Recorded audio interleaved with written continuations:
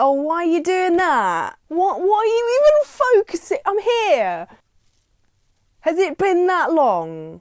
Yeah, lol. Welcome to me and my Christmassy mug of tea. I can't believe... seriously, how is it Christmas already? Like, I'm super Christmassy this year. Every once in a while, there comes a Christmas where you're just like, I'm just not really feeling it this year. Not because you don't like Christmas, not because you don't look forward to Christmas, but like, it doesn't feel like Christmas. But this year it really feels like Christmas, possibly because my room is like ridiculously full of Christmas lights. I won't move the camera because focusing issues earlier. How are you all? You all good?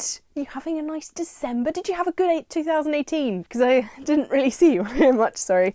That's because I've been busy over on Outside Extra. I hope you will all understand. Every once in a while I get a message from someone going, on your channel. I'm like, when I have time. I absolutely adore this channel. It's been around for a while now, which is terrifying. Every time I post a video, so far, I don't know what will happen when I post this one, I tend to gain subscribers on here. But it's been like the same number for the past like 8 months because I've just not posted anything because I've just been super busy. Also had a bit of a like meh feeling period because of some stuff that I had to deal with and still dealing with. My last big video on here was talking about some people who stole my face. They are no longer using my face. In fact, that entire quiz got taken down. I won't go into details because I don't know all of them. I just went, help. So that's good. What other cool things have happened this year since I last spoke to you? I went to E3. It's a lot of work, but it's a lot of fun. Gamescom again. I went away with some friends. And then also, I went upside down in a plane.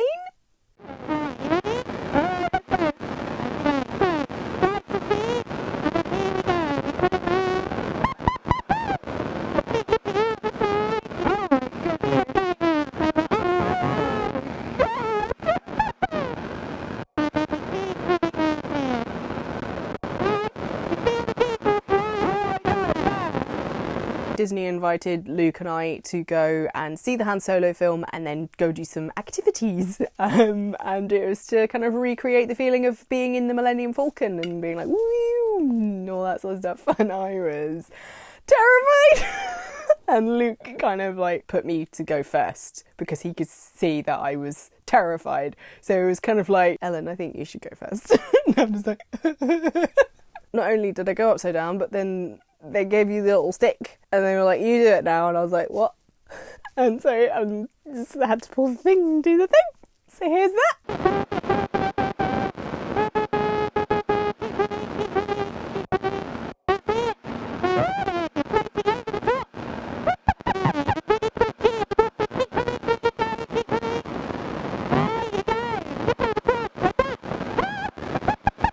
So yeah, that was terrifying and amazing, and I showed my nan after I did it, and she was like, I'm so glad you didn't tell me before you went on.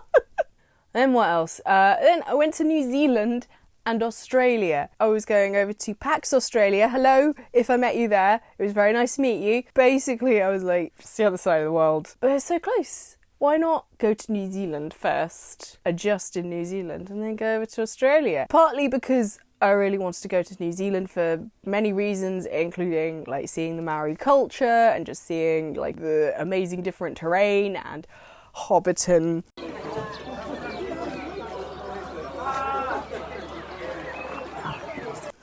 It's kind of a big thing.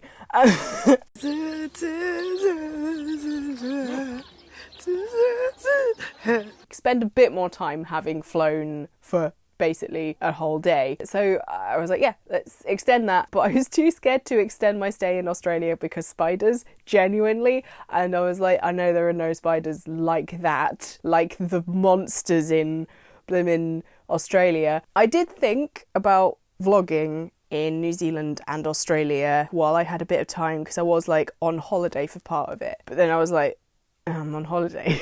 I was the other side of the world and I didn't want to have to be thinking about camera angles. However, what I did do was I Insta-storied it. I am on Instagram if you don't follow me already. The good thing about Insta-stories is you can like save a particular story. So I think New Zealand and PAX Australia, I didn't do as much at PAX because I was just like doing things. Oh my gosh. I met some of you out in New Zealand as well. Lovely to meet you. The Kiwi contingent, I'm going to call you.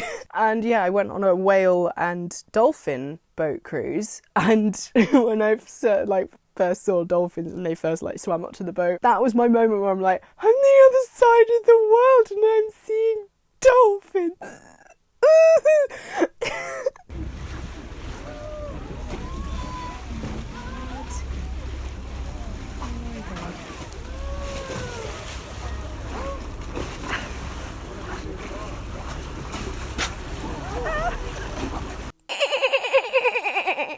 It's not the best. Not the best. A little bit squeaky. It's not quite the nice high kind of, you know. I'm working on it. I'm working on it. Like every young girl in the 90s, a lot of my stationery and things had dolphins on. I had dolphin figurines. I had dolphin wind chimes. Like, dolphins were like legit. So when I saw a pod of wild dolphins just swimming over being like, hey, I was... That was cool. And that was like the moment where I was like, I'm in New Zealand. This is ridiculous. Also, it was the first time that I'd like travelled on my own. It was terrifying. Like I was genuinely like, when I was going to the airport, like with my mum, I was like, I'm going to be the other side of the world on my own. One of the big reasons I was able to do this without feeling like completely overwhelmed and terrified was because I had this, like I had the internet in my hand. I am very lucky to be one of those people with a data plan that you can use while you're abroad in certain countries. So I was able to be on my own and just be like, I'm gonna look things up. It was amazing. It was amazing. Like, I always had a backup. I had like a map and stuff and things with me. I booked myself up on loads of tour groups and met a lot of middle-aged to older American couples who were basically having their like retirement holidays sort of. So I was often the youngest on the tour group, but it was fun. I made lots of friends. Another thing I did this year was turn 30. Now, I am aware that that might be a shock, and that's not me being like, oh, I know how amazing I look. That's just someone who still gets ID'd. That's all it is. Like, I still have to get my ID out, and then now it just comes with the instead of the oh, okay, sorry. But yeah, 30 is kind of like this landmark age, and to be honest, I did actually film a vlog just before I turned 30 to put up on my birthday, but of course I didn't have time. And then I was like, oh, I'll just put it up later and it'll be funny and I can make a joke about it. And I was like, no, no. So you're getting this instead. But anyway, here's a clip from that. Hello there. Oh, look how good my hair looked. But I didn't put that up, even though annoyingly I wanted to, because it contains a very vital piece of information, which is the big piece of information that I think is even more, oh my god, than arbitrarily reaching a certain age. It was to do with a thing that was happening soon after I reached that certain age, and that is the fact that I did a song. Now, this song came about because a few years ago in a Q&A, I said this. Rob Hallam asked, ever thought about doing any more song parodies? Yes. One of my favourite videos that I ever made was a song parody of Fascination by Alphabet, and I called it Procrastination, and I wrote it and did everything is by me. I did it all by myself, and I am so proud that I actually managed to make something that isn't completely crap. Yay! And I currently have some written song parodies on my laptop ready to go, but it's a question of music, because like for my Procrastination one I used a karaoke track, but I don't want to do that. I want it to be all my own stuff from now on, and so I need someone to help me make music. So if there's someone out there who would happily make music tracks for me to use for song parodies, I would love to work with that person. That would be cool, and I want to make cool music videos and silly things for it because it's a little bit of a comedy outlet for me, and yeah, I just enjoy it. In response to that, a lot of people were like, hey, here's my SoundCloud. One person in particular was this guy, Mark Straight. I found him doing a piano cover. I think it was My Chemical Romance. And I'm a big fan of My Chemical Romance. So I was just like, let's do something. And for ages we were working on this other thing, which was just one song, and I was like, we were kind of going back and forth, and then I had some stuff happening in my life that meant that all just like didn't happen. But then last year he came up to me, slid into my DMs and said, do you want to be on my album? And I was like, yeah. So he sent me the track and I wrote a song for it and sang it, and it's terrifying to think that it's out there now. But yeah, I've had some good responses so far, and that is amazing. And if you would like to go and listen to it, I'm going to put some links down below, and you can go listen to it. And it's already out there, and I'm still like terrified because I think one, it's my actual singing voice, and the other reason why I've been like particularly terrified about it is because it's very close to home for me. It's very much me being like singing about stuff that I feel and has related to and things that have happened to me. Like there's a lot of things that I'd never really want to open up about or say outright on here. I don't want to overshare. But when you're writing a song, suddenly sometimes you can say something lyrically that you can't really explain in just a sentence. You can say it in a poetic way and then it can have double meanings, and then you can be like, no, it doesn't mean that thing if people ask you, so it's fine. It's a metaphor.